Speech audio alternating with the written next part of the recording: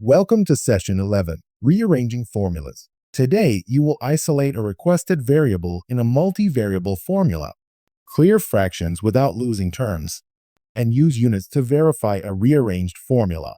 Watch the structure, not just the arithmetic, because each move must preserve the meaning of the problem. The visual gives us the central idea. Read the flow from the requested quantity backward. Rearranging before substituting keeps the algebra visible and reusable. The final units provide an independent check. If a time formula does not reduce to time units, the arrangement is probably wrong. Use this first move. Circle the variable requested and identify every operation attached to it. Then, undo addition or subtraction before multiplication or division. Worked example, distance formula. Solve V equals D slash T for D. Step 1. The variable D is divided by T. Step 2. Multiply both sides by T. Vt equals D. Step 3. Write with the requested variable first. D equals Vt. The final answer is D equals Vt. Check that it satisfies the original conditions and carries the correct units. Now it is your turn.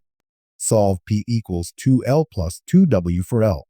Pause, write each algebra step, and use the next 6 seconds to finish your solution.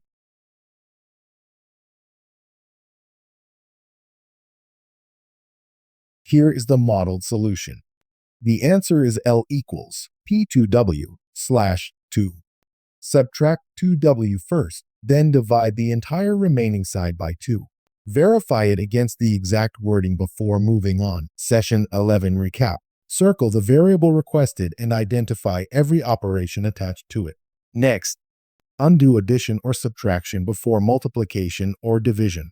Then, clear fractional coefficients by multiplying the entire equation. Finally, substitute only after isolation.